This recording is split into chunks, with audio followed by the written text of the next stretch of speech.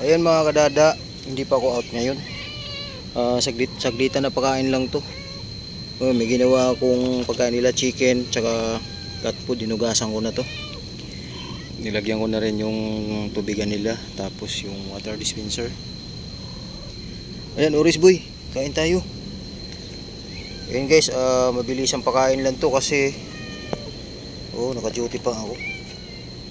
Yun po yung pagkain nila, nagimay ako ng chicken tapos cat food. Nugasan ko yung cat food pati yung chicken. Yan, ito yung pagkain nyo ngayon, hapunan tsaka ano na to.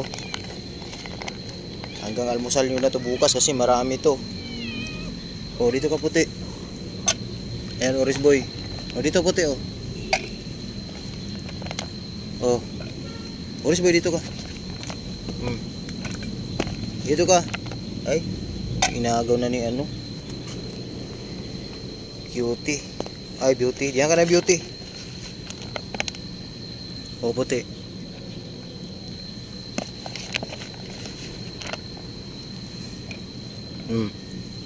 Ayan, may chicken yan ha. Mabilisan lang itong pagkain ni Dada kasi yun nga, busy pa si Dada. Ayun guys, kanina nung break time ko, umuwi ko sa bahay kasi walang tao ron eh. Andun si Miss sa Bicol, may nasikaso.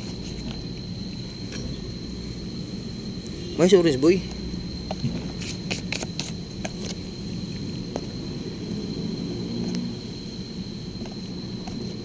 May sabaw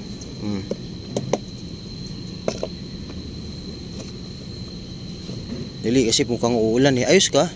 Kabila, ayan.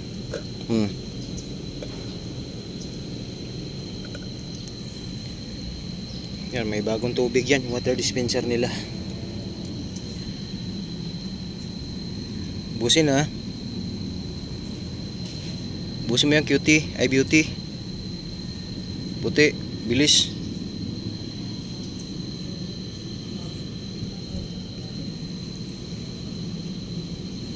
Mamaya pag nandyan yung aso, tago kayo kagad ha.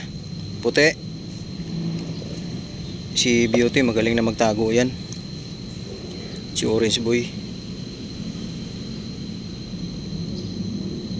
gustong-gusto nila yung cat food. Salmon flavor to eh.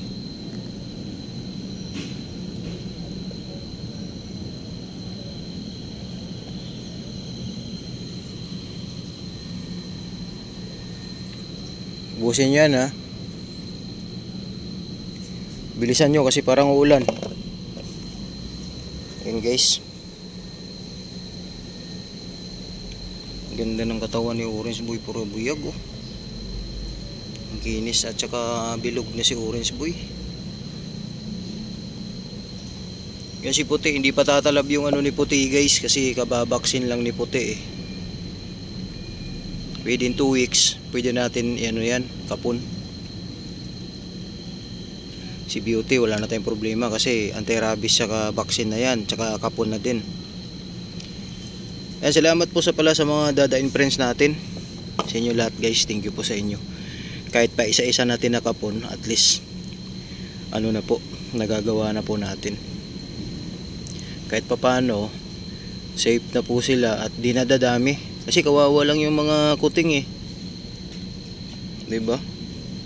Mamatay, tsaka siyempre may mga aso dito, baka mamaya lapain lang. Kawawa. Ayan, salamat po pala sa mga nagbigay ng tulong, siyempre sa mga silent viewers natin, silent followers. Salamat po sa inyo, sa Dada and Friends family. Ayan, salamat po sa inyo lahat guys. Thank you po sa suportang binigay ninyo. So yun lang po yung update natin. Bali mag-adjust talaga ako guys kasi si Mrs. nasa Bicol eh. Adjust talaga ang gagawin ni Dada kasi nga walang mag-asikaso dun sa mga chikiting sa bahay. So kailangan tiyaga lang po muna